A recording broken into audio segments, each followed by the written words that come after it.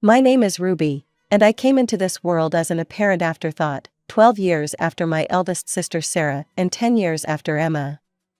By the time I was forming my first coherent memories, they were already deep into their teenage years, more interested in boys and makeup than playing with their baby sister. Our house in suburban Minnesota was always filled with the echoes of my parents' pride in their older daughters. Sarah got straight A's again, they'd beam at dinner. Emma made the cheerleading squad, they'd announce to anyone who'd listen. I'd sit there, pushing peas around my plate, feeling like a shadow in my own home. I remember the day Sarah brought home her first boyfriend at 16. I was just 4, peeking through the banister rails as this tall boy with spiky hair nervously shook hands with our dad. Emma wasn't far behind, starting to date at 15. They were both so beautiful, so confident, so everything I wasn't yet. "Ruby, finish your homework," Mom would say, barely glancing my way as she helped Sarah pick out prom dresses or discussed college applications with Emma. I learned early on to be self-sufficient, to do my own thing, to not need the attention that seemed permanently focused on my sister's achievements. "Did you hear?" Mom burst into the kitchen one morning when I was 7. "Sarah got accepted to Northwestern." The news was followed by celebratory pancakes, while I sat in my usual spot, invisible as always. Emma left for college 2 years later, and suddenly, I was alone in a house that felt both too empty and too full of their lingering presence. Their rooms became shrines to their past lives, trophies, photos, and memories preserved exactly as they'd left them. Meanwhile, I carved out my own space, learned to find comfort in solitude, and tried not to mind when every conversation somehow circled back to my amazing older sisters. The real turning point came when I was 15. Sarah, now married and living across town, gave birth to her first child, a boy named Tyler. I still remember the day she brought him home from the hospital, everyone cooing and crying, my parents practically floating with joy at becoming grandparents. "You'll be such a wonderful aunt," Mom said, squeezing my shoulder. Looking back now, I realize that was the moment everything started to shift, though I couldn't have known it then. At first, I was genuinely excited about being an aunt. Tyler was adorable, and I loved making silly faces at him while Sarah and Mom chatted over coffee. But that dynamic shifted faster than I could have imagined. It started with what seemed like an innocent request one Saturday morning. "Ruby, could you watch Tyler for a couple hours? I really need to do some shopping," Sarah asked, already putting her purse over her shoulder. Before I could even respond, she'd placed Tyler in my arms and was heading for the door. "Thanks, sis. You're the best." That became the new normal.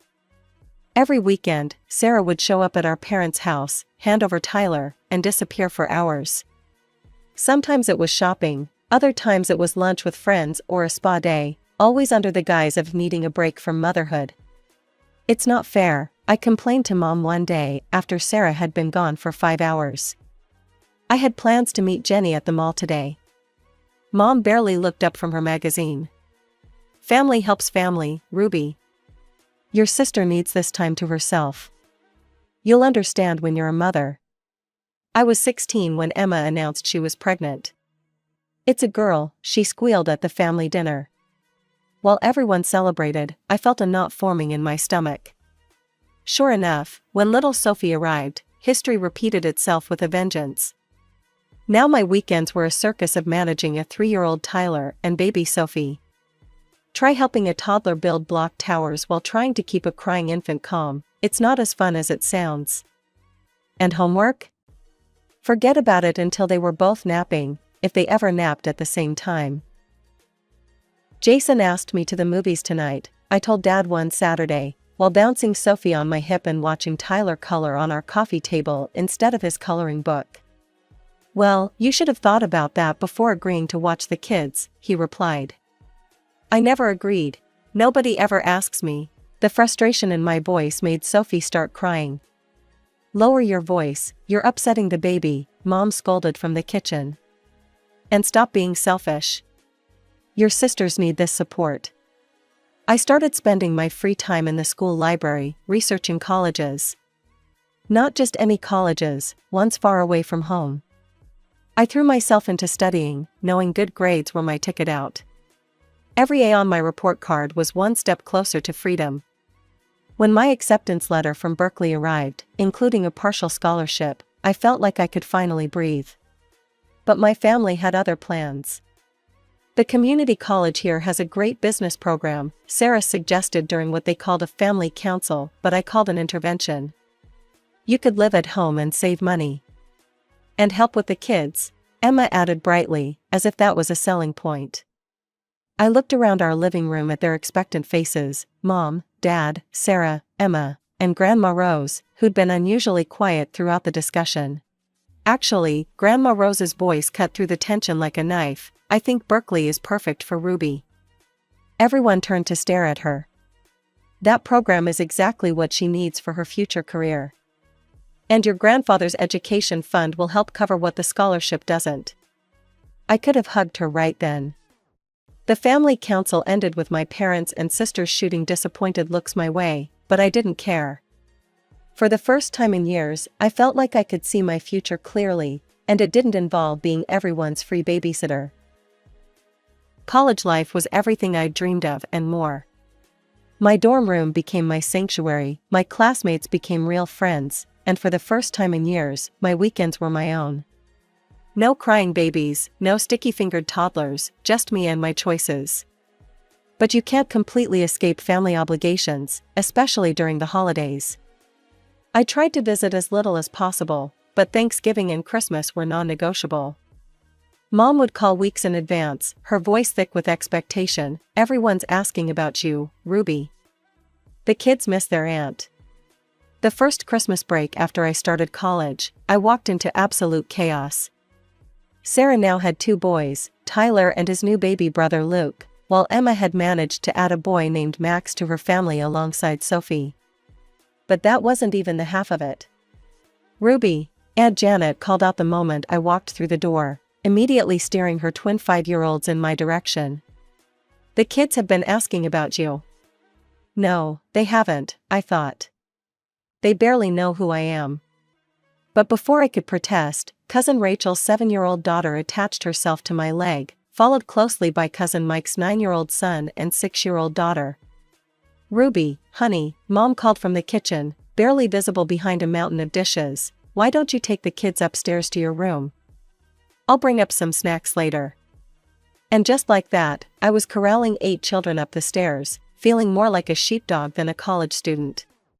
My old bedroom became a war zone, toys everywhere, juice spills on my childhood bedspread, crayon marks appearing mysteriously on the walls. Hours passed. My stomach growled as delicious smells wafted up from downstairs, where the adults were enjoying their peaceful holiday meal. When Mom finally appeared with a plate of kid-friendly snacks, she barely made eye contact. By the time I managed to sneak downstairs at 8 o'clock, after coordinating with various parents to collect their exhausted children, the dining room was empty except for dirty dishes and picked-over serving platters. "Oh, Ruby," Emma said, already putting on her coat. "Max was an angel for you, right? We've got to run, it's past his bedtime." Sarah followed suit, gathering her boys, while chatting with Mom about New Year's plans. Aunt Janet was helping her twins into their snow boots, while cousins Rachel and Mike were carrying their sleeping children to their cars. Not a single thank you. Not one person asked if I'd eaten. Not even a backwards glance as they all filed out, leaving me standing in the wreckage of Christmas dinner. "Ruby, be a dear and help me with these dishes," Mom called from the kitchen, as if I hadn't just spent the entire day doing her a massive favor. I looked at the mountain of dirty plates and serving dishes, evidence of a holiday meal I never got to enjoy. The message from Mom arrived during finals week, just as I was finishing my last paper for the semester. My phone buzzed with her usual pre-holiday update, but this one made my blood run cold. "Sarah and Emma are coming with the kids," it read cheerfully. "Plus Janet and her twins, Rachel's girls, Mike's kids, and exciting news. Sarah's sister-in-law Lisa is joining us with her 3. It'll be such a wonderful Christmas with all the little ones." I did the math in my head, 12 kids. 12. I sat there in the library, staring at my phone until the screen went dark, then lit it up again to make sure I'd read it right. The message stayed the same, but something inside me finally changed. 2 years of college had given me perspective. I'd watched my roommate Kate go home for holidays and return with stories of actual family time, board games, movie nights, proper Christmas dinners. My friend Jessica's biggest complaint about going home was having to share the TV remote with her siblings. Meanwhile, I'd spent every holiday of my adult life as an unpaid nanny service. I didn't reply to Mom's message. Instead, I packed my bag for Christmas break with an unusual sense of calm. For the first time, I wasn't dreading the holidays because I was going home with a plan. The days leading up to Christmas were deceptively normal. I helped Mom in the kitchen, breathing in the familiar scents of her signature dishes, pot roast, honey-glazed ham, and her famous apple pie. I decorated the Christmas tree, carefully hanging the ornaments I'd made in elementary school alongside the fancy glass balls Mom reserved for the front of the tree. Christmas Day arrived with a flurry of activity. Cars began pulling into our driveway one after another, each bringing more chaos than the last. Sarah arrived first with her boys, now 5 and 3, followed closely by Emma with Sophie and Max. Lisa, Sarah's sister-in-law, showed up with her 3 kids, all under 7. The rest of the relatives poured in after them, each family adding more children to the growing crowd. I watched from the corner of the living room as the noise level rose steadily. Sarah made her way toward me, her youngest balanced on her hip while the older one tugged at her sleeve. "Ruby," she called out with that familiar tone, the one that meant she was about to pass off her parental duties. "The boys have been so excited to see you. They can't wait to play with their favorite aunt." She was already nudging them in my direction, the same way she had 100 times before. But this time was different. This time, I stood my ground and looked her straight in the eye. "No," I said, my voice steady, despite my racing heart. "I'm not watching the kids today. I'm here to enjoy Christmas like everyone else." The room didn't exactly fall silent, there were too many children for that, but I could feel the ripple of shock move through the adults. Sarah's mouth dropped open. Mom froze in the doorway with a plate of cookies. Dad looked up from his newspaper with raised eyebrows. "But who's going to watch all the kids?" Emma's panicked voice carried across the living room as I turned toward the stairs. I glanced back just long enough to see Mom's helpless shrug and the bewildered looks on everyone's faces. The sight almost made me laugh, they looked like someone had just told them Christmas was cancelled. My feet carried me up the familiar stairs, past the family photos marking my sister's many achievements, and into my childhood bedroom. The soft click of the door closing behind me felt like the period at the end of a very long sentence. I flopped onto my bed, the same twin bed I'd had since middle school, and let out a long breath. Downstairs, I could hear the muffled sounds of chaos, adult voices rising and falling, children crying, the occasional thump of something being dropped or thrown. Can you believe her? So selfish. In my day. The fragments of conversation that filtered up through the floor made me smile. Let them talk. Let them finally face the reality of watching their own children. My phone buzzed with a message from Kate. "Did you do it? Did you finally stand up to them?" "Operation Freedom is in progress," I typed back. "Currently hiding in my room while they figure out how to parent their own kids." A knock on my door interrupted my texting. "Ruby?" Mom's voice was trying for concerned but landed somewhere between annoyed and desperate. "The children are asking for you." I didn't move from my comfortable position on the bed. "I'm busy, Mom." Her sigh was audible through the door, followed by the sound of her footsteps retreating down the hallway. I returned to my phone, joining a group chat with my college friends who were providing running commentary on their own family Christmas dramas. Jessica's uncle was drunk again, Mike's grandma was asking when he'd find a nice girl, Kate's brother had brought home a surprise girlfriend. 2 hours passed like this, in peaceful rebellion.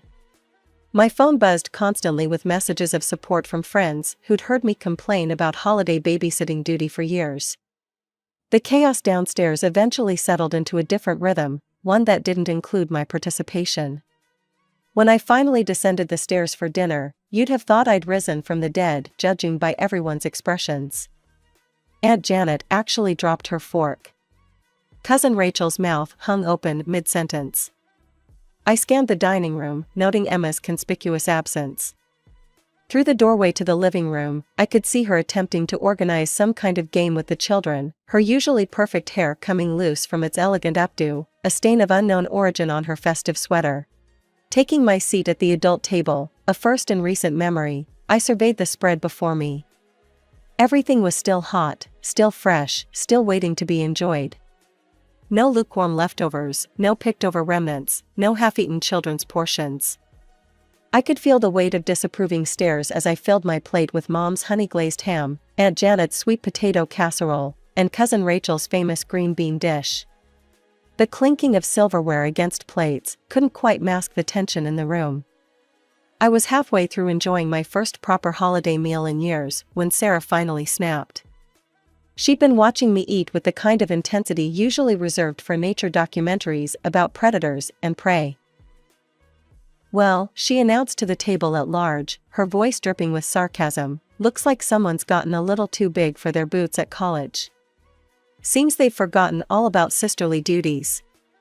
I took my time with my spoonful of mashed potatoes, deliberately licking the spoon clean before responding. "The food really was excellent when you got to eat it fresh." "Funny thing about sisterly duties," I replied, keeping my voice level and calm. "I don't remember seeing free babysitter in any sisterhood manual. Maybe you could point that chapter out to me? Right after the part where parents are supposed to watch their own children?" The gasps around the table would have been comical if they weren't so genuine. Aunt Janet actually clutched her pearls. I hadn't known people really did that outside of movies. Cousin Rachel was suddenly very interested in her green beans, while Uncle Mike seemed to be trying to disappear into his dinner roll. Mom and Dad exchanged that special look they had, the one that meant they were disappointed but didn't want to cause a scene. Dad's fork was frozen halfway to his mouth, and Mom's smile had gone tight around the edges. But instead of the lecture I expected, Mom cleared her throat and asked Uncle Mike about his new job. The conversation stuttered back to life, though everyone kept shooting glances my way as if expecting me to sprout a second head.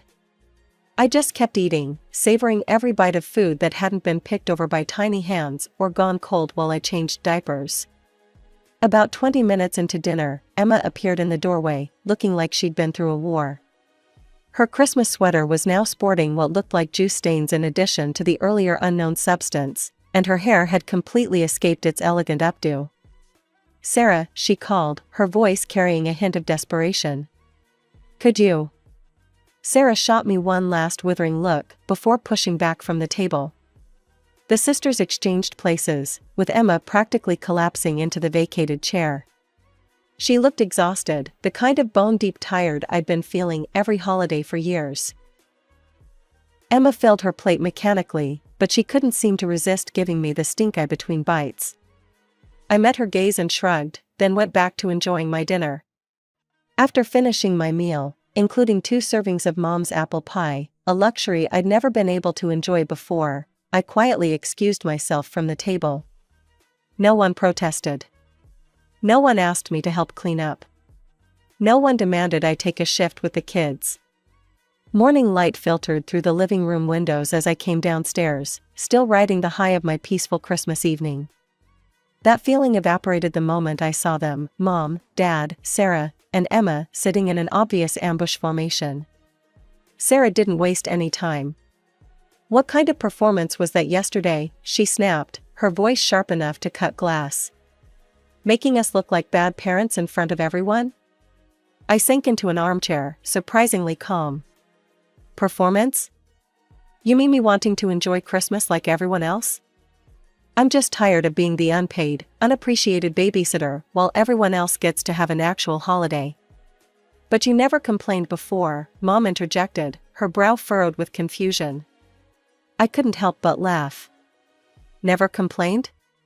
I've been complaining for years, Mom. But it was just too convenient to ignore me, wasn't it? Too easy to keep exploiting the good little sister who never makes waves."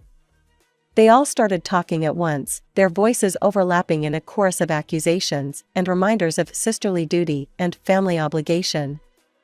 Dad kept mentioning how much they'd done for me over the years, Mom brought up how well they'd raised me, and my sisters alternated between guilt trips and outright attacks. I let them run out of steam before speaking again. They're not my children, I said quietly but firmly. I didn't give birth to them. I didn't decide to have them. They're your responsibility, not mine. Especially during the holidays when I'm supposed to be relaxing too. That's when Sarah played what she thought was her trump card. She stood up, her face flushed with anger. Well, maybe it's time someone taught you a lesson about gratitude. Let's see how you manage without Mom and Dad paying your college tuition. The room fell silent. I watched Mom and Dad exchange uncertain glances, clearly caught off guard by this suggestion. But instead of the panic Sarah clearly expected to see on my face, I felt a strange sense of relief. Finally, all the cards were on the table.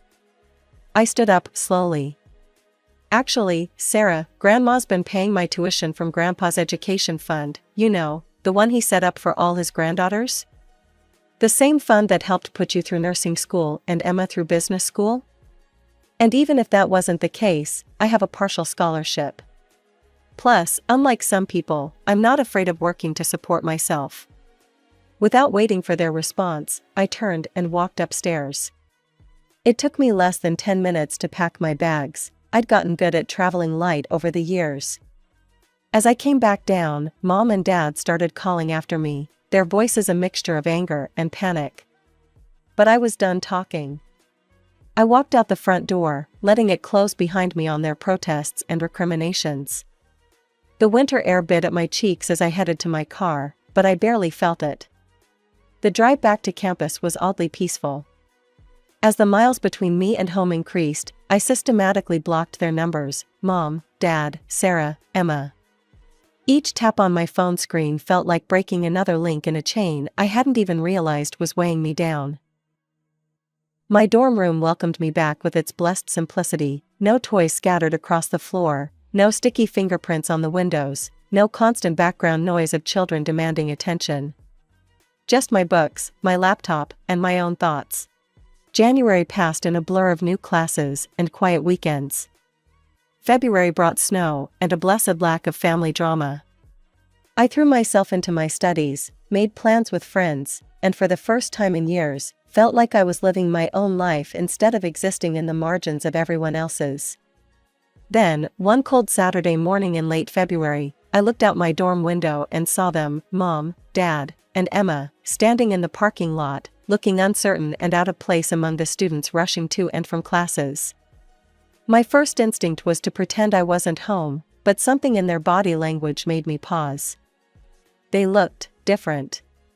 Smaller somehow. Less like authority figures, and more like people who'd driven 4 hours to right a wrong. I met them in the lobby. Emma spoke first. "Can we buy you coffee? We'd like to talk." The campus cafe was quiet that morning. We sat at a corner table, steam rising from our cups, the silence heavy with unspoken words. Mom was the first to break it. "We've been doing a lot of thinking," she began, her fingers nervously tracing the rim of her cup. "After you left, well, we had some long conversations as a family." "Very long conversations," Emma added, meeting my eyes directly. "Ruby, we were wrong. All of us.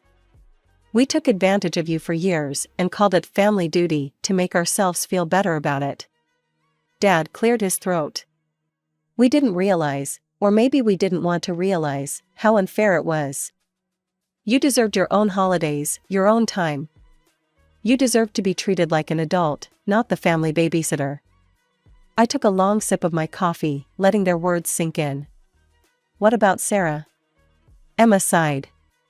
"Sarah, she's still processing. You know how she is, she has trouble admitting when she's wrong. But the rest of us, we want to do better. Things will be different now," Mom promised.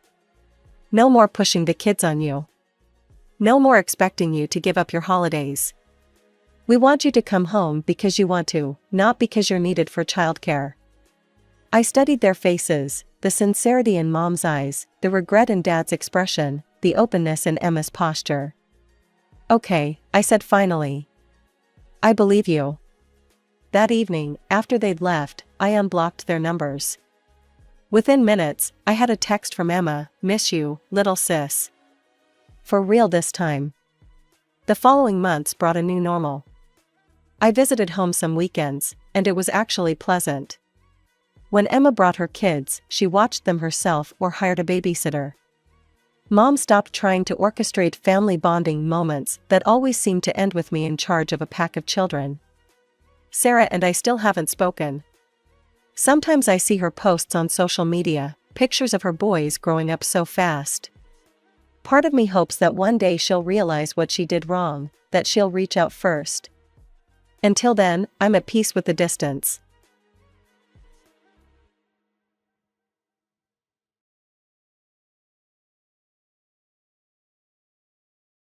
I was at rock bottom after my wife left me. It was a sweet woman with dimples who rescued me when I was questioning my own purpose in life. At that time, I never imagined our relationship would turn out this way. My name's Logan. After graduating from college, I landed a job at a top-tier company. Typically, new employees would be assigned to a branch office near the headquarters after their training period, but I was assigned directly to the headquarters. The job was rigorous. Only good results were acceptable. Determined not to fall behind my seniors, I strived hard and rapidly improved my skills. I graduated from a prestigious university, always loved studying, and aimed for the top. Perhaps it was sheer luck that brought me this far. However, these two qualifications seem to naturally boost my image. I'm fairly tall but have a pretty average appearance. Fashion isn't exactly my strong suit, but thanks to my credentials, I often got approached by women. My 20s went by in a whirlwind, with both work and personal life keeping me on my toes. After working at the company for several years, I was 30. Professionally, I didn't have any official title yet, but I felt I was on the brink of becoming a supervisor. On the personal front, I started dating someone a friend introduced during a night out, and just last year, we tied the knot. We moved into a reasonably spacious and stylish apartment with a great view, and we're thoroughly enjoying our new life. With my salary, we were comfortable and considering our plans to have children. Due to the physical toll and future considerations, my wife chose to be a full-time housewife. Things at work were going smoothly, and every day I would return to a home where my wife was eagerly waiting. Everything seemed to be sailing smoothly, at least up to this point. Then, one day, a transfer notice came in. The new location was a rural branch office, quite the contrast from the bustling city I was accustomed to. The notice did mention supervisor, so it was undeniably a promotion. But having assumed I'd stay at the headquarters, I was visibly shaken. I headed home and broke the news to my wife, but there was no joy in the promotion for me. The first thing out of her mouth was, "Why such a countryside? What's going on?" I was told by HR that they needed my skills at the new location. Even after relaying this to my wife, she seemed far from convinced. Moreover, the new place would require a move. While my wife was struggling to come to terms with it all, we didn't have much time before the move. So we started looking for a new place to live and went for some viewings. Throughout the day, as we visited multiple places, seeing the town and the buildings, which looked like shabby apartments if we were in the city, her mood progressively soured. On a whim, we drove by the new branch office. The sight of its worn-out walls against the backdrop of a fading town wasn't encouraging. She was speechless, just staring at this place she couldn't accept. The continuous unsettling events and our differing views couldn't align. We ended the day with just the viewings. Once we got home, discussions turned into arguments. Sure, it's labeled as a promotion, but isn't this just a demotion in disguise? If you work there, you'll never get a promotion or raise. We could be living below our means for the rest of our lives, my wife complained in tears. Our discussions reached a deadlock, and before we knew it, moving day arrived. We decided to keep our electronic appliances in the city apartment for now. I took only my belongings and moved into the new apartment alone for the time being. The plan was for my wife to visit during weekends to see how things played out. However, after several weeks, she still hadn't made peace with the situation, saying, "I can't live here. I can't have the life I want with a husband working in a branch office with a dubious chance at a raise. I don't want it." After being told that by my wife, we ended up divorcing. I guess it was inevitable. Time for a fresh start and to focus on my job. That was my mindset. but the weight of the word divorce hit hard. Often at work, my hands would stop and my thoughts would spiral. I remembered how homely my ex-wife was, how she always kept the house clean and had delicious meals waiting for me. Just hearing her cheerful welcome home would wash all the fatigue away. I thought I'd be fine living alone, but with the divorce, it's lonely and tough. Can't live the ideal life in the countryside. What was my worth after all? I sighed loudly, even though I was at work. Seeing my distress, some colleagues, feeling sorry for me, invited me out for drinks. "You're much more approachable than the previous supervisor. You're doing so well for someone so young. You're sharp and precise, just like when you were at the headquarters." Even some older colleagues were present, and they all refrained from bringing up the divorce, instead encouraging and praising me. With that warmth, I was re-energized. Time has a way of healing things. After a while, I became accustomed to my new life here and dedicated myself to the responsibilities at hand.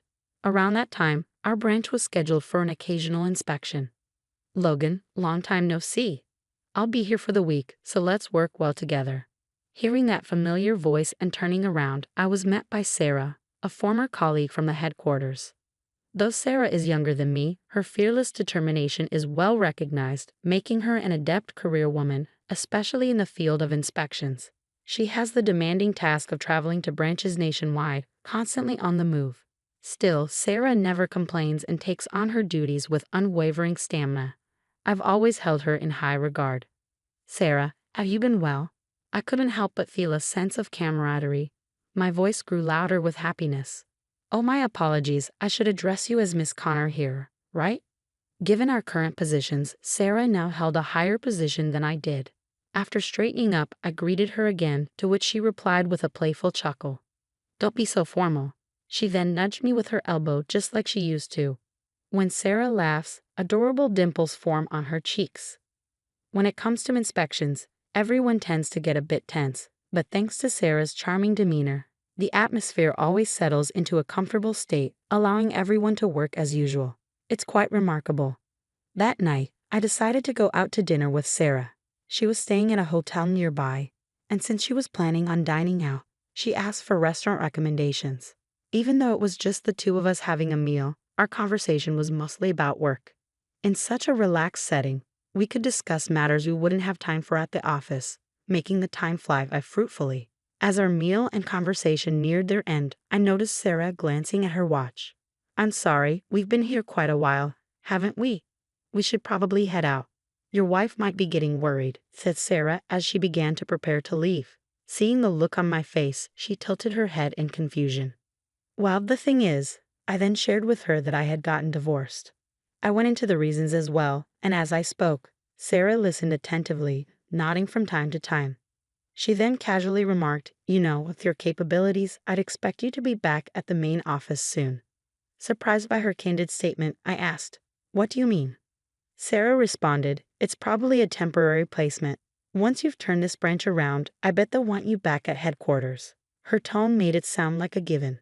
I was curious about where she had gotten such information. Sarah chuckled and said, "Don't underestimate a woman's network." I was all ears, completely absorbed in the conversation. The distance from the city hustle, the divorce, and even though my duties might have been lighter than at the headquarters, perhaps my spirits had been down without me realizing. I had perhaps underestimated myself. Seeing this, Sarah laughed and said, "Do you even realize how talented you are? Your skills are well known at the headquarters. And of course, I'm aware too." She ended on her usual cheerful note, "You better keep up the good work," and gave me a pat on the shoulder. The pain lingered, but it rekindled my spirit completely. I'll return to the main office someday. With that resolve, I worked even harder. Time flew by, and before I knew it, I was 35. "Thank you, sir," one colleague said. "I'll miss you. I hope to be just like you someday." I received a large bouquet and shook hands with everyone in my department. I work exceptionally hard as a supervisor, leading our team to great success. I also mentored my successor, who then moved up to a managerial position. In recognition of my accomplishments, I have now returned to work at the headquarters. Even though I was returning to the same department as before, I got a promotion. I'd be joining as a department head. The bustling city atmosphere felt familiar. While the air quality was so-so, I've always loved the vibrant energy of the city. I took a few days off to handle my move and settle down before officially starting at the main office. My colleagues at the headquarters, knowing it would be hard to coordinate once I got busy, decided to throw me a welcome back party during this break. They booked the city's finest upscale restaurant for the celebration, combining 2 private rooms just behind the counter seats. Seeing all those familiar faces and sharing the joy of working together again naturally brought smiles and lively conversations. Just as I thought the day would end on a high note, something unexpected happened. When I looked towards the counter to place an additional order, a customer walking in caught my eye. Looking closer, I realized it was my ex-wife, and she wasn't alone. She was with a man. Our eyes met, and she looked as startled as I felt, freezing in place. The man noticed and asked my ex-wife, "Who's that?" Snapping back to reality, she gave a wry smile and replied with a sigh, "Oh, that's my ex-husband." The man then said, "Oh, that guy," and looked at me with a smirk. There wasn't much left to say. She seemed to feel the same, promptly turning her back to me, and both of them took seats at the counter. I didn't let it bother me and continued chatting with my colleagues. However, on my way back from the restroom, my ex-wife called out to me. "Why are you here?" she asked with a cold tone in her voice. "I came back," I replied in the same tone. She laughed dismissively and remarked, "After being demoted, you sure had the guts to come back. You probably screwed up again, didn't you?" Giving me a pitiful look, the man sitting beside her seemed to be asking her about me. "Graduating from a prestigious college and then getting demoted makes no sense," he sneered. Irritated by their comments, I said, "Well then, ready to leave." However, my ex-wife quickly pulled the man close to her and gloated, "He's quite impressive, isn't he?" Without me asking, she began to brag about how he works for a top-tier company, how talented he is, and how his future is so much brighter than mine. Every now and then, she'd throw in a resentful comment about me. From time to time, her bitterness towards me mixed in. As for the man, while he said, "Don't talk like that, it's sad for your ex-husband," he didn't seem entirely displeased with her praises. He chuckled condescendingly at me with every nod he gave. I tried to tune them out, looking for the right moment to head back to my seat. Just then, a colleague heading to the restroom stopped in his tracks. "Hey, isn't that you, Jake?" My colleague recognized the man and addressed him. "Oh, it's a pleasure." "Quite the coincidence," Jake responded. It seemed they knew each other. They started chatting lightly, but the man kept stealing glances at me. "Wait, do you work with this guy?" Pointing at me, he asked my colleague. I wondered if they seemed close. My colleague looked surprised that the man didn't recognize me. "Hey, you can't talk to him like that. He's our new department head. And so young and impressive, you should greet him. I mean, seriously, this man, Mr. Stern, is something else. He's the youngest ever in our company's history to be promoted to this position." My colleague gleefully shared this, briefing me on the details about this Jake guy before taking off. Turns out this man is a sales rep from a major supplier who frequents our department. After hearing about me from my colleague, the man whispered, "Is Logan the one I've heard rumors about?" His face progressively paled. My ex-wife seemed momentarily stunned but soon snapped, "Wait a minute, you mean he's higher up than you?" and confronted the man with a frustrated look. Still pale-faced, the man muttered something about needing to greet me properly but was taken aback by my ex-wife's rebuke. There's no point in sticking around to watch their spat. I locked eyes with the man, saying, "So you're Jake, right? I'll remember that," with a pleasant smile. I made my way back to my seat, but I could still hear voices from behind. Glancing toward the bar, I saw my ex-wife and Jake having an ongoing dispute. When our eyes met, Jake quickly looked away, urging my ex-wife, "Let's leave now." He settled the bill with a face portraying sheer frustration. My ex-wife gave me one last glance before slamming the door on her way out. Soon after, I returned to my dream position at the company's headquarters. From day one, with a hectic schedule, I felt that old buzz, making me even more passionate about my job. Sometime later, I bumped into Jake at work. He immediately approached me, deeply bowing and apologizing for his rudeness that day. I told him I didn't mind at all anymore, but given his sincere regret, I offered, "Want to grab some coffee?" After a couple of sips, he let out a long sigh, finally appearing relaxed. We made small talk about work, but the conversation naturally shifted to my ex-wife. Apparently, they had a falling out. Whether it was her pride or something else, she ended up breaking things off with Jake. I couldn't help but be slightly baffled. Was she so set on snagging a well-educated, high-ranking man? I felt sorry for my ex-wife too. Even though she is beautiful, cheerful, and friendly with many good qualities, she seemed lost. Though Jake came off as a jerk that day, I'd heard from others that he's genuinely talented. I cheered him on, telling him to keep his head high. After work, as I stepped out of the office, my phone rang. The screen read Sarah. Before I could finish saying hello, Sarah started talking. "Hey, it's me. I'm coming back this Sunday." Her voice was as bubbly as ever. Since that inspection, Sarah and I had kept in touch. At first, our conversations were mostly about work. Sarah would often give me a piece of her mind, always offering emotional support. I think the reason I never gave up and aimed higher was probably because of her presence. "I know you better than anyone else. Have some confidence and just do it," she would say on the phone. Even though she's younger than me, it makes me laugh, wondering who's really the older one. Then on Sunday, I waited for Sarah at the JFK airport lobby. When Sarah saw me, her face lit up with a broad smile, and she hurried over. "I'm back," she said cheerfully, and Sarah hugged me. Being embraced in such a public place, I was taken aback and embarrassingly stuttered, "Welcome back." I tentatively put my arm around Sarah's back, not sure how to react in the situation. Then Sarah looked up at me with an expectant expression and said, "Don't you have something else to say?" I could feel everyone's eyes on us. It was hard to admit, but I looked at her and said, "I love you, Sarah." But she teased, "Is that all? Isn't there more?" making a mischievous face and urging me to say more. I felt like my face was on fire, but I knew I had to say it now. So I gathered my courage and proposed to Sarah right there. As Sarah and I communicated frequently, we became closer. We both knew our feelings for each other were growing. But with Sarah traveling to various branches nationwide and having long overseas business trips, we hardly got a chance to meet. During this time, I once confessed my feelings over the phone, but she told me she wanted to hear it in person. In time, we officially got married and became husband and wife. "Hey, look, I found this adorable mug and just had to buy it." Sarah seemed to have sneakily hidden it among the moving boxes, intending to use it from today. She happily laid the two out side by side and smiled.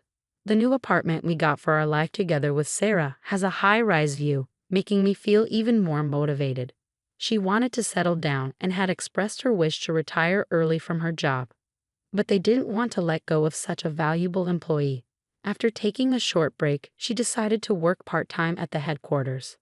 As for me, my role as a department head keeps me extremely busy. It helps that Sarah understands my job.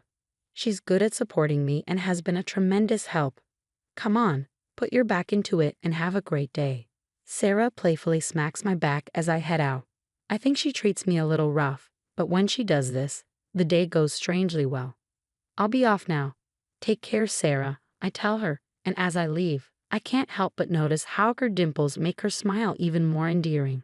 Today, I have to keep working hard to ensure that smile never fades. I can't always rely on her support.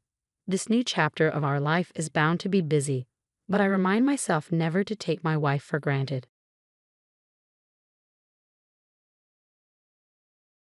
My wife, Samantha, spoke so softly it was barely audible, her face turning a deep shade of red. Seeing her so bashful took me by surprise. I found myself utterly captivated by her. But our relationship wasn't always like this. "My name is Jack Andrews. I'm just an ordinary guy working for a medical device company. I once had big dreams and pursued them with all my might, but eventually I had to give up, realizing I lacked the talent. My parents had high hopes for me and always encouraged me to follow my own path, which led me to where I am now. Without dreams or ambitions, I felt empty, like I had no purpose. Some might say I should get married and start a family, but I'm still a bachelor with no girlfriend. It pains me that I can't give my mother the joy of grandchildren. But I have no choice. I can't give them what I don't have. Next week, I need to visit my parents. They live in the same state, just a short train ride away. They called me in a serious tone, saying they had important matters to discuss. Knowing my laid-back parents rarely asked me to come home, I sensed something significant had happened. I decided to comply with whatever favor they might ask, wanting to be a good son in other ways since I couldn't provide grandchildren. The day arrived and I returned to my childhood home after a long time. My parents run a diner with a shop on the first floor and their home on the second. As a child, I used to boast about taking over the shop, but I lacked the talent for cooking and gave up on that dream, making me hesitant to return home. However, it was strange to see the shop sign not out. They should be open every day except Thursday, where they closed just for today. I walked in, calling out, "I'm home, Dad." "Mom, I'm back." Both of them were there, looking thinner and paler than I remembered. "What happened to you two?" I asked, hurrying to their side. They explained, heads bowed. A family restaurant had opened nearby, causing their diner to lose customers. Despite their best efforts, the customers only dwindled. Dad discovered that anonymous rumors were spreading about our diner being dirty and infested with cockroaches, tarnishing our reputation. Despite their efforts to dispel these rumors, business continued to decline, leading to debt and eventually making it impossible to keep the diner open. Even if we close the diner, the debt remains. Worst case, we might have to sell our home, Dad said, tears of frustration in his eyes, his voice shaking. I had never seen him like this. "Can't something be done, at least about the debt?" I asked. "The debt is $80,000. We're looking for a place to get a loan," Dad replied, hanging his head in defeat. He must have exhausted all his options. Desperately, he confessed the situation to me. In desperation, I turned to my mom. "Mom, can't you ask for help from your friends?" "Well, I did talk to them," she replied. "Actually, one of my friends mentioned she might be able to help. But there's a condition." I leaned in, eager to hear more. Regardless of the condition, it was worth listening if help was on the table. Yet Mom kept her head down, hesitant to elaborate. Encouraged by Dad, Mom finally broke her silence. The condition: she proposed marriage to her daughter. "What?" I exclaimed. "You know, I used to go to that flower arrangement class, right? That's where I met her. Her husband is a CEO of a leading company, and their daughter apparently doesn't have anyone she's seeing. According to Mom, this daughter, Samantha, is shy and hasn't been able to find a partner, even though she wants to get married. This friend of mine seems to be very family-oriented and said she would be willing to help us out if you marry Samantha and become part of their family. But Jack has the right to choose his own partner. I don't want to deprive him of his future because of our debts," Dad protested. "No, I'll take the deal," I said, making my decision. I couldn't take over the family business, and I couldn't protect this place that had always been precious to me since I was born. So if getting married is what it takes to save the business, I'll do it. After all, she's a CEO's daughter. It's a rare opportunity for an ordinary guy like me to have a connection with someone like that. There was a part of me that thought it was a lucky break, a chance to help the business and maybe gain a partner and some connections. There weren't any downsides for me, so I decided to go ahead with it. But the day I met Samantha, I understood why she hadn't found a husband. She must be shy indeed. Her gaze occasionally wandered away, unable to look directly at me. On the other hand, I couldn't take my eyes off her. To be more accurate, I couldn't take my eyes off her figure. Her double chin was so prominent it looked like she didn't have a neck. She lacked a waistline, no curves, just a cylindrical shape.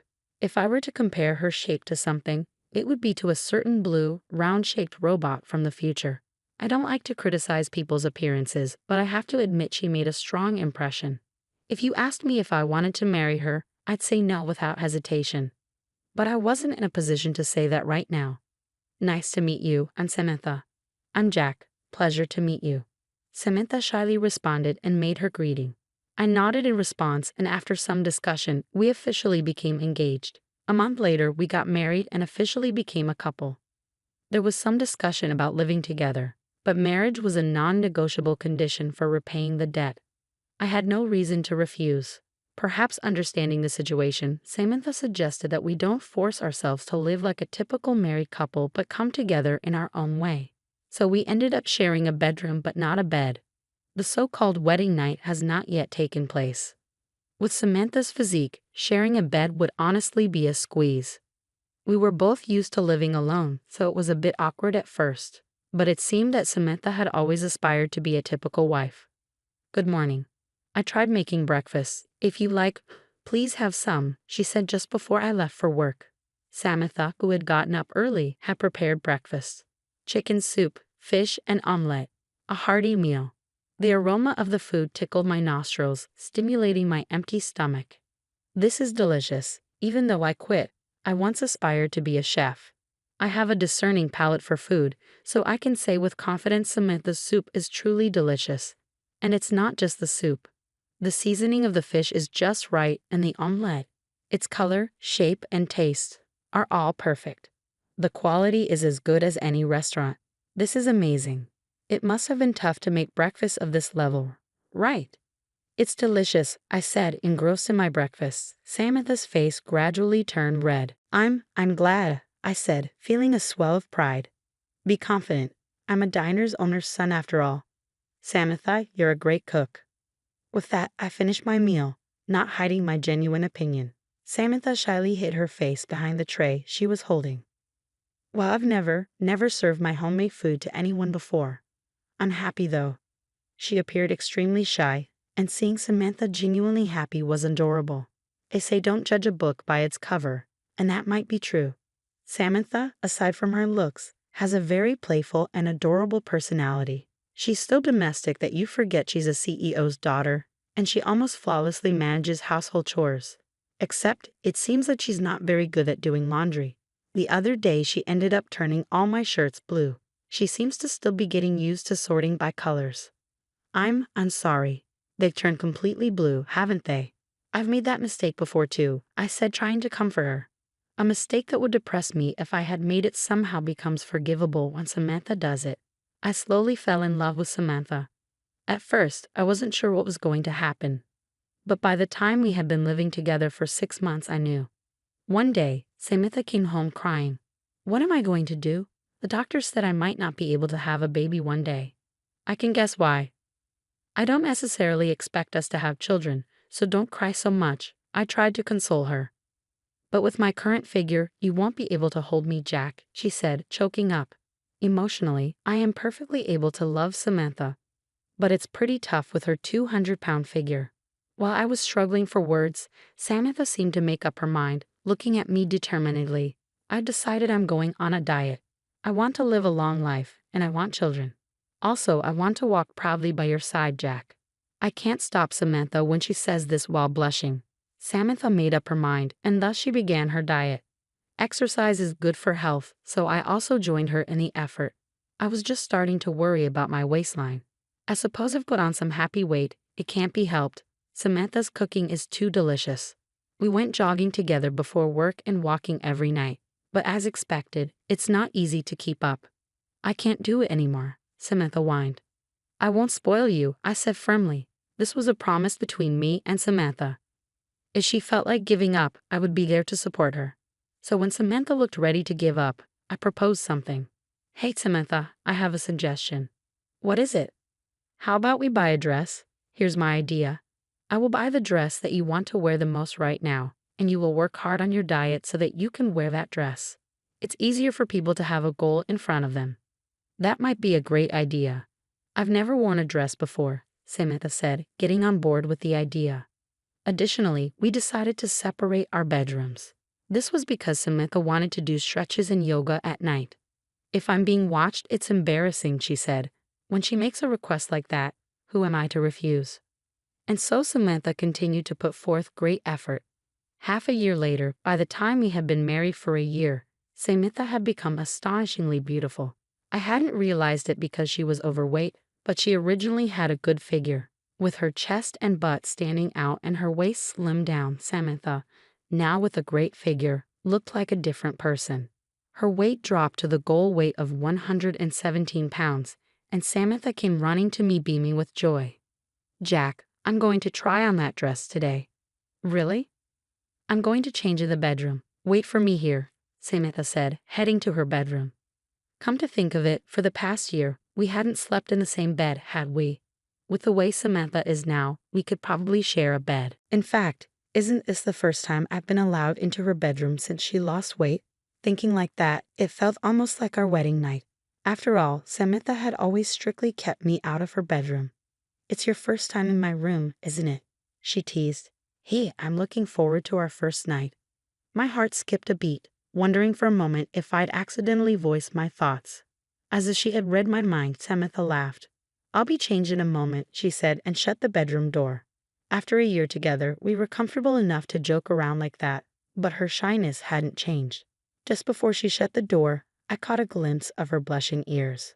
After a little while, she called out, I put it on. Come in. Upon Samantha's invitation, I entered the bedroom. This is my first time wearing a dress. How do I look? There stood Samantha, blushing yet gracefully wearing the red dress I bought. She looked stunning, her beauty resembling that of a goddess, leaving me speechless. This is incredible. You look stunning, I finally managed to say. Samantha was that beautiful, enchanting, and alluring. Yet despite her appeal, she was blushing and fidgeting adorably. Do I look weird? She asked. Not at all. You're beyond beautiful.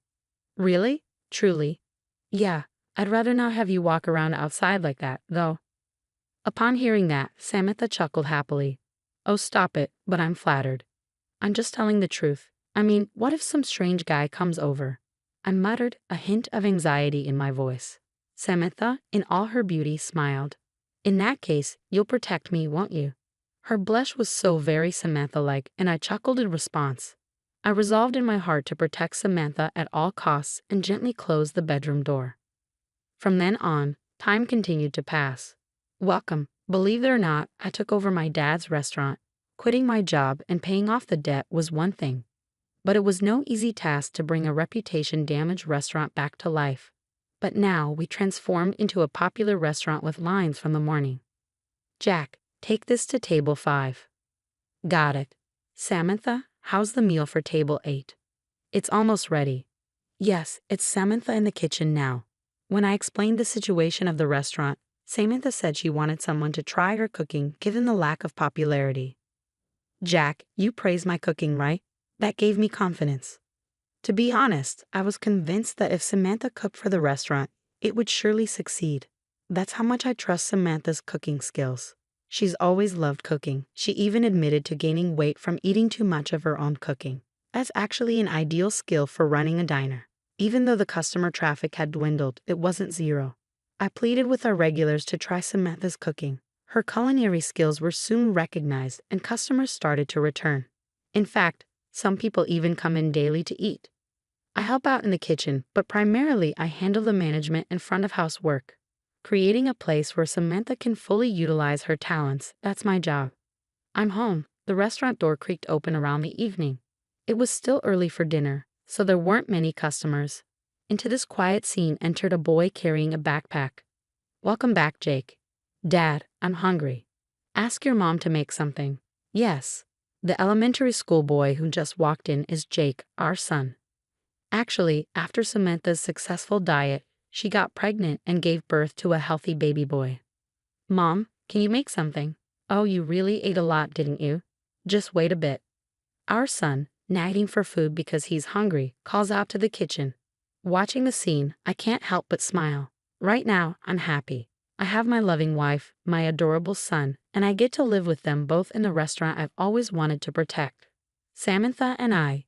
It's crude to say, but we married because of the debt. It's probably not what you'd call a good match, but I can say this from the bottom of my heart. I'm glad I married you. How did you find that?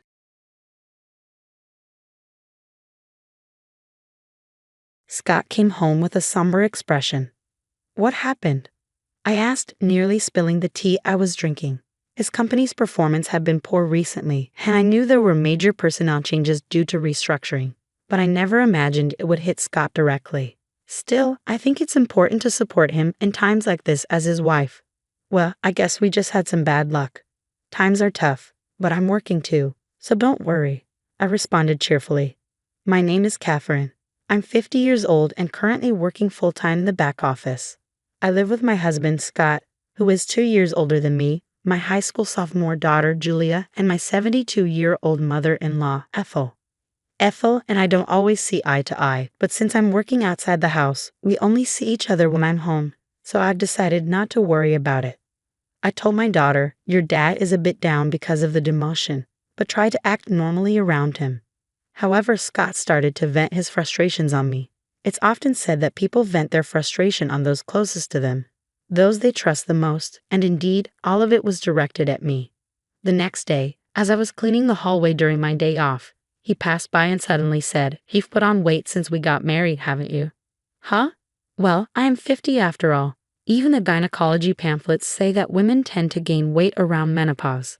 But according to my company's health checkup, I'm not overweight, I replied. Forget the health checkup, your figure is too unsightly. You're just being lazy. If you're overweight, I'm embarrassed to be seen with you with your barrel-like figure, he said. I was at a loss for words when my husband suddenly said such a heartless thing. Then he added, "Ugly," and locked himself in his room. What? What's happening all of a sudden? I pinched my own side. I could tell that I had gained more than enough weight, but why now, all of a sudden? I felt as if I had been pierced by an arrow that had come flying at me out of the blue, so much so that I forgot I was holding the mop in my hand. It was that much of a shock. The mop slipped from my hand, clattering loudly as it fell onto the hallway floor. From that day on, Scott's attitude towards me became increasingly harsh. To make matters worse, my mother-in-law seemed to have listened to that weekend's argument and she jumped on it, doubling the power of the criticism.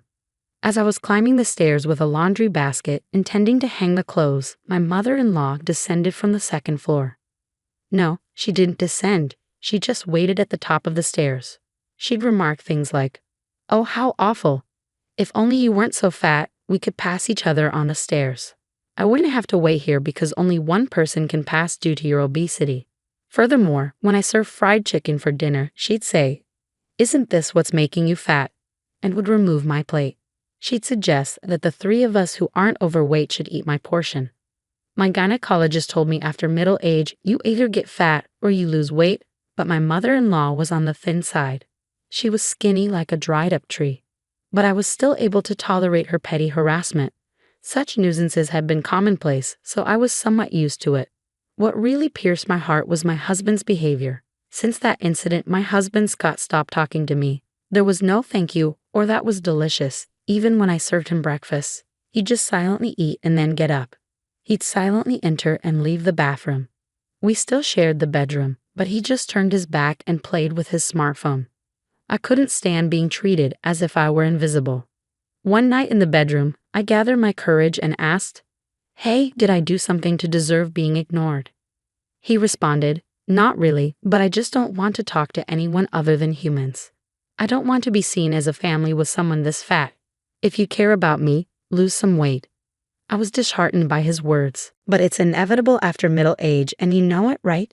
Even though I walk 1.2 miles for commuting, I'm trying my best in my own way, I said, trying to defend myself. I was trying hard to combat the weight gain due to aging. I continued, but he coldly turned his back and said, "If the results aren't showing, it's the same as not trying. Don't talk to me anymore." From then on, he truly stopped responding to me. My mother-in-law continued to tease me about my weight, and whenever meat, fruits, or rice were on the table, she'd question, "Are you allowed to eat that? Are you aware?" I ended up only eating salads and boiled vegetables. Scott just watched all of this without saying a word, only moving his chopsticks in silence. I may be at the end of my marriage. I began packing my belongings in my spare time. If I'm going to be treated as invisible by Scott, then maybe it would be better to just become invisible. When I told my daughter, "I'm thinking about going back to my parents' house," she responded, "Yeah, I get it. I've seen Grandma and Dad always pick on you during mealtimes. It's hard to watch. I'll go with you, Mom. We can live at your parents' house, and I can still go to high school from there." Now tomorrow is the day when Scott's demotion officially kicks in, right after the winter break. Scott came over with a smile saying, "Let's have a drink, everyone. Just this once. Starting tomorrow, his life without subordinates will begin.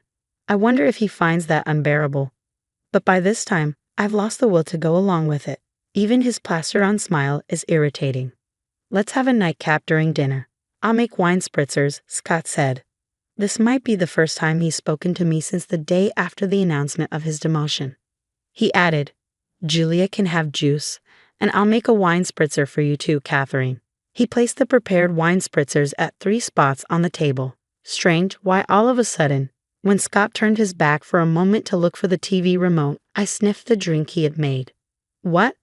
I smelled it faintly, but it was definitely that smell. I recognized the faint smell because I've used it in cooking before. How could he think to make me drink this? I won't stand for it anymore. My mother-in-law's harassment, being ignored by my husband. I'll pay them all back. The wine spritzer pushed me over the edge. I'm sorry, could you get the camembert cheese from the fridge, Scott? It's from a local dairy farm and it's really delicious. I'm glad for the family time. Could you fetch it? Thinking he should at least do that much when I expressed joy at family time, Scott headed towards the fridge. While he was away and before my mother-in-law and daughter sat down, I switched my drink with the one on the seat to my right. The right seat, it was Ethel's seat. Scott returned with the cheese. Well, now that we've got the snacks ready, I'll call Julia and mother-in-law, I said loud enough for them to hear. Dinner's ready. The two of them made their way to the dining room and took their seats. Just a regular dinner, except I didn't have any meatloaf or cornbread. Just salad, stewed chicken soup, cheese, and wine spritzer. Julia was having juice.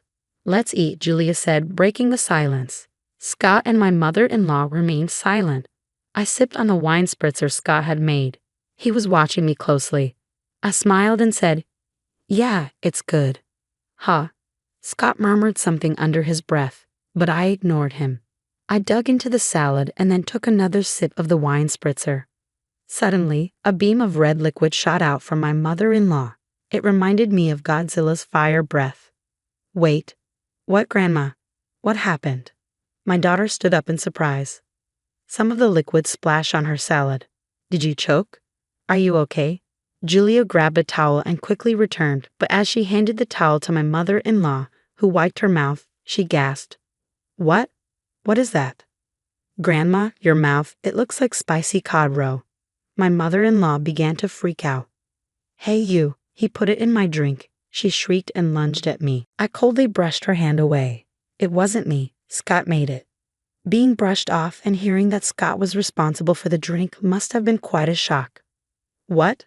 My mother-in-law screamed, her lips still covered in sauce, then turned to look at Scott. He was shaking. I leaned towards Scott, resting my hand on the table to exert some pressure. You thought you could hide it in the wine spritzer, didn't you? I could smell it a little because I've used it before. That was drop of hell, wasn't it? Drop of hell. I had bought it at a food fair in Alabama. It's not as famous as death sauce, but it has a hint of lime that I like for its homey taste. That hint of lime was what I smelled, which means he mixed a considerable amount into the drink.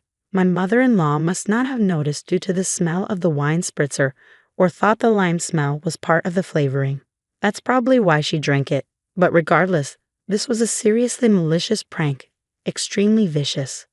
Wait, Dad did that. Julia wore a shocked expression. I actually intended for Catherine to drink it, Scott confessed.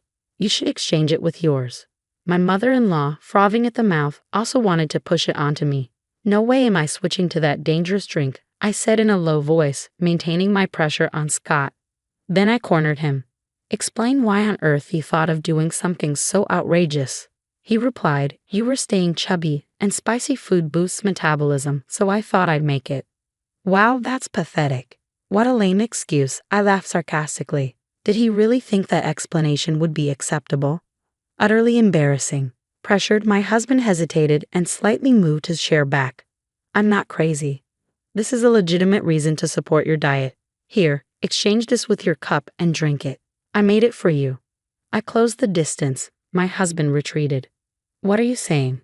As the one who made it, you should taste it to see if it's delicious. Come on. I got up, took the cup containing the drop of hell from in front of my mother-in-law, and threw it in front of my husband. After ignoring me and treating me like air for so long, did you think I would honestly drink something you made with a smile out of the blue? Didn't it occur to you in your empty head? Isn't it too childish? Come on, taste it. As the one who cooked it, you should take responsibility. I slammed the table. At that sound, my husband, thinking he could escape with a little more backpedaling, stood up from his chair and backed off. After a tense silence, a quiet voice spoke. Drink it. My husband and I turned to the source of the voice. The voice came from our daughter Julia. Julia started to speak as if she was squeezing out the words. Taking your frustration out on Mom, who supports you the most when things don't go well at work, and repeating cruel treatments. This is like a childish prank. I might not be supposed to say this to my parents, but it's too childish and unbearable to watch. Our daughter stood up too and continued, facing her father. Is it wrong to be overweight? Mom wakes up early and walks to work, and she also brings lunch, so it's not like she's not trying. Then she turned to her grandmother. And you're going along with it, taking away my mom's dinner like fried chicken. What grandma is doing is like middle school seniors and juniors. It's embarrassing. At those words, a flustered Ethel began to make a confused excuse. That's not it. I'm just worried that Julia's mom will gain any more weight. She must have wanted to be seen favorably by her granddaughter. In fact, Ethel liked Julia. But this time, Julia was harsh. Compassion is something that is conveyed to the other person. It hurt to see Mom's dinner, despite Mom looking sad. I wouldn't call that compassion. Mom hasn't had any issues in her checkups, but still taking away her side dishes is just mean. Ethel fell silent. And another thing, Julia turned back to her father. Mom goes to the gynecologist every month and keeps herself active. But despite all that, Dad just ignores her because she's put on some weight. What's his deal? That atmosphere he creates by ignoring her makes the house feel so tense. Can't you see that? Even Colonel Sanders and Aunt Stella from the cookie ads are plump. There's a term called happy weight, you know. If she gets older and becomes a lovely grandmother like Aunt Stella, I'd be thrilled. When I have kids and she's become a grandma, wouldn't it be great to say, Mom, you've come to some happy weight, and laugh about it? That's my dream.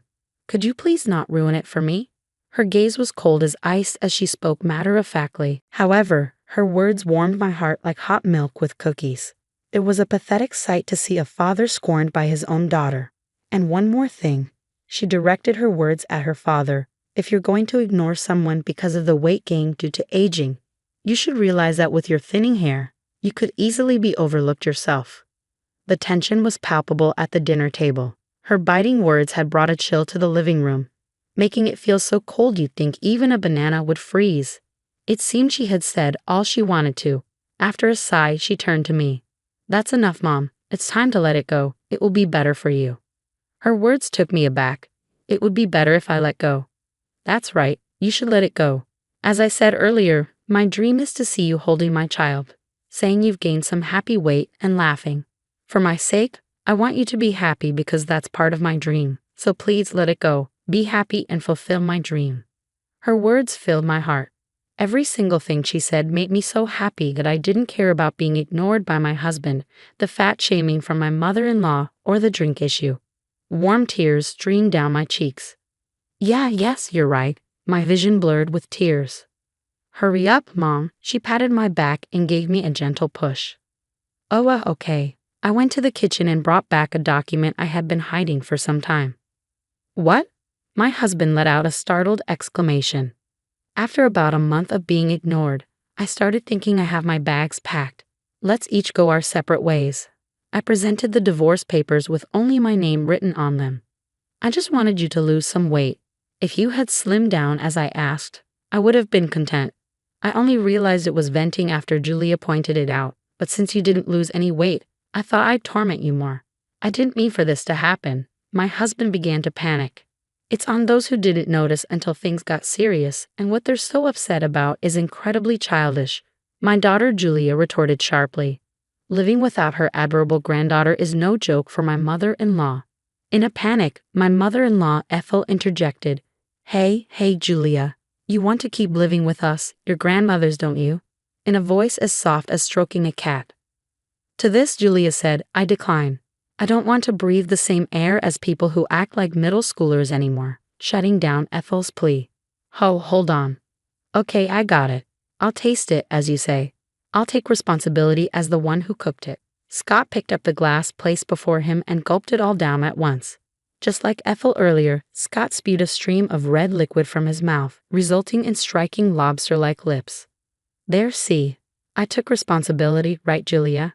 Julia took a picture of both of them with their lobster lips on her phone and said, Both of you are so lame. Mom, let's go, before exiting the living room. Yeah, I decided to follow her. So what's left behind is a dinner table splashed here and there with wine cocktail mixed with a drop of hell and a husband and mother-in-law with red lobster lips. I returned to my parents' house with Julia. When we explained the situation at home, both my mother and father were furious and went to confront Scott and Ethel. They brought back the divorce papers and I ended up getting divorced. My ex-husband Scott hit rock bottom in his career and ended up spending his remaining years without any significant achievements. Apparently he had a habit of ignoring things he didn't like, even with his subordinates, and that led to his demotion, which I heard about just recently. On the other hand, my ex-mother-in-law Ethel, who had been difficult and rarely went outside, seemed to be stuck in a stalemate in a two-person household. Eventually, I got a call saying, if you and Julia were here, it wouldn't be so stale. This is proven by the 17 years since Julia was born and we lived together. Please come back. I'll stop ignoring you. But there's no way I'm going back. Better gain weight while you can. Once you have grandchildren, you'll have more physical work to do, my mother joked with a smile. That's true. Today, as always, I'm walking to work. On the way, my boss drives by and stops the car, offering, "Want a lift?" No thanks, I'm on a diet.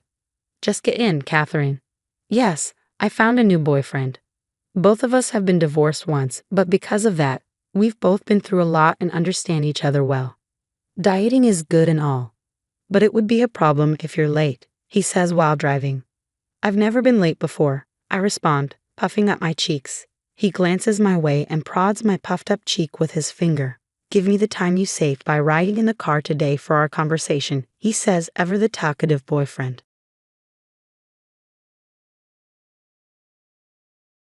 As I watched the news, I was beside myself with worry. They were reporting that the plane my husband was on for his business trip had crashed.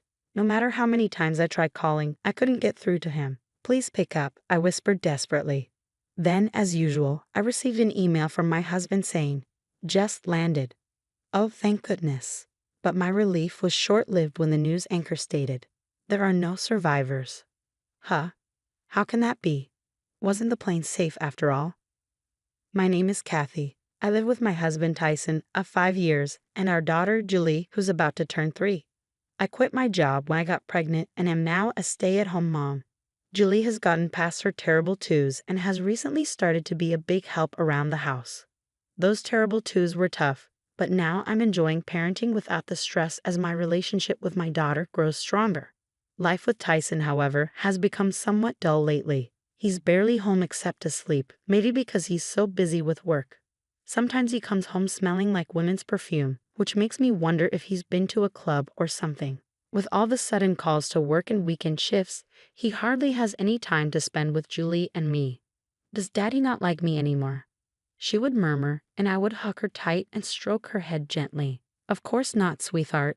Daddy's just really busy with work. He's working hard so that we can have this life together. Your birthday is on a Sunday this time, and he's promised to celebrate with us, so let's look forward to playing a lot with him then. Seeing her look so sad, I had pleaded with him to at least be there for her birthday. I'll definitely take the day off, he had promised, and I was looking forward to celebrating together as a family. Her birthday is next month. We're planning to celebrate with my in-laws, who live just a 15-minute drive away and are quite close to Julie. Tyson has a sister, Hannah, who has 2 kids and lives in the same city. The grandparents love both their grandchildren equally, which is something I'm really grateful for, as I've heard that some favor their daughter's children over their daughter-in-laws. Some even urge the daughter-in-law to have a boy instead of a girl so that he can carry on the family name. One day, Tyson tells me I have to go on a business trip overseas for 2 weeks starting on the 8th of next month. I asked him to repeat himself. Wait, an international business trip. Yeah, from the 8th of next month for 2 weeks, I'm flying to France. It's going to take over half a day by plane, he replied, seemingly annoyed. I couldn't hold back and confronted him. You do remember that Julie's birthday is on the 10th next month, right? You promised we'd celebrate together. I already told her about it just today. She was feeling so sad, wondering if you didn't like her anymore. How can you break your promise to be here for our daughter's birthday? It was unbearable to think of her feelings. I was seeing red. I can't help it. It's work. I wish I could celebrate with her too, he said, and I was taken aback. Looking at him, I could see the pain on his face. Yeah, you're right. I'm sorry. I just got a little carried away because I feel so sorry for her. After I apologized, he patted my shoulder and said, "Oh, I'll prepare a gift, so ask her what she wants. My parents will be there, so she won't be lonely, and next year, I promise we'll celebrate together for sure. Okay, he promised. I pressed him, deciding to let it go this time. I knew I had to make sure Julie didn't feel too lonely without her dad. So I planned to go all out with the decorations and cooking. I talked to my in-laws about his business trip and asked if they could stay over at our place on her birthday. It's unfortunate that he has to be away for Julie's birthday, but leave it to us. We'll make sure she has a great time. I already told Scott, and he started getting ready for the sleepover. My mother-in-law Mary said, lifting my spirits, if only Julie could be a little happier with this news. The next day, I told Julie about Tyson's business trip abroad. She looked sad, and her eyes welled up with tears. But you know, Grandpa and Grandma said they'd stay over for your birthday. I tried to say cheerfully. At that moment, her face lit up, and it seemed to lift her spirits a bit. The day after Tyson left for his trip, Mary called. Kathy, do you need anything for tomorrow? I've got the present ready and the cake ordered. Is there anything else you want? It must be hard preparing all by yourself with Tyson away. Just tell me if you need anything, okay? We'll come over early tomorrow. I was so grateful for her thoughtfulness and immediately thanked her. Thank you, Mary. I just got back from shopping with Julie to pick out what she wanted. I've got the decorations ready too, so we're all set.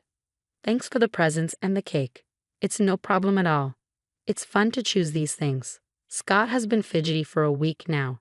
I told him he's too eager, she replied, and I couldn't help but smile. It's great to have such wonderful in-laws. Even without my husband, tomorrow is sure to be a fun day. After chatting for a while, Mary changed the subject. By the way, has Tyson landed yet? Didn't he say he'd be moving to another location after he got there? He mentioned he had to take a connecting flight. He should have landed by now, but I haven't heard from him yet, so maybe his flight's delayed, I replied, thinking to check the flight number he'd left with me once we hung up.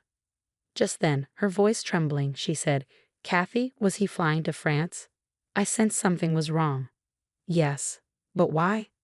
Turn on the TV right now. They're saying a plane crashed in France on the news. What? I turned on the TV in a hurry and saw an emergency broadcast of the crash site.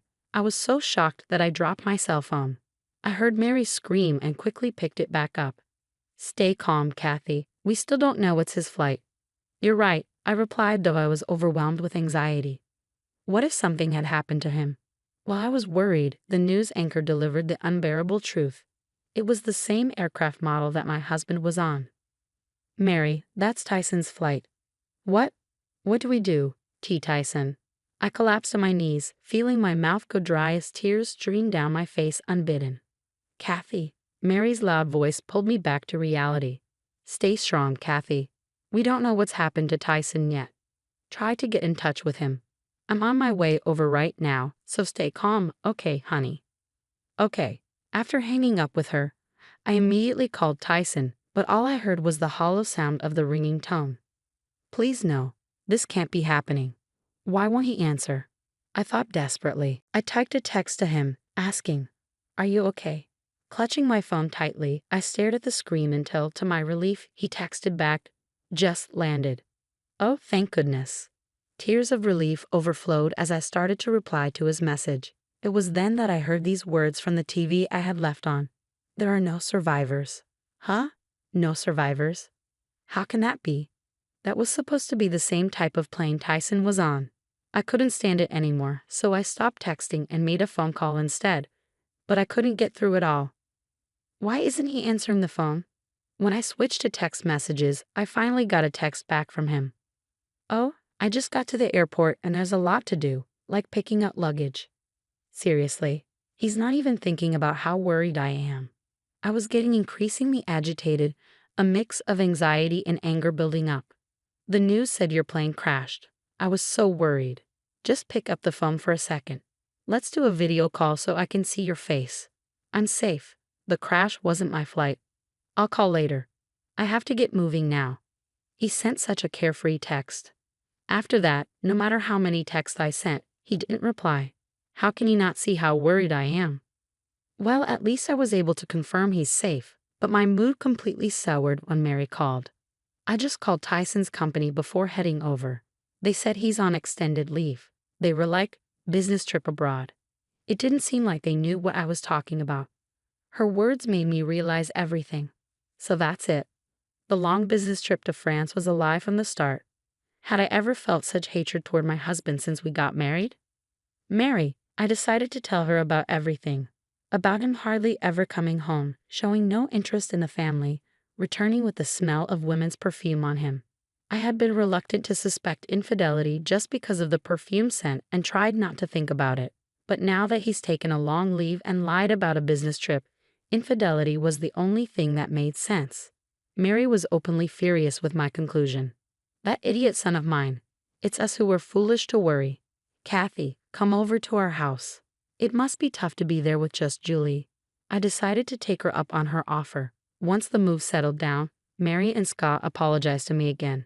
Even Hannah, my sister-in-law, came to cheer me up after hearing about it. I was touched all over again by the kindness of my husband's family. Despite them being such good people, I couldn't help but wonder why Tyson was such a jerk. I ended up hiring a detective agency to gather evidence of his infidelity. Then I got a photo of him at the airport with his mistress. Unforgivable. So he really was cheating. 2 weeks later, Tyson finally called. "Hello, Kathy. Where are you? I just got back from my trip, but my key won't work. Can you come and unlock the door?" He must think I'm oblivious. His voice was so nonchalant. I decided to confront him with reality. Even if I came, it wouldn't open.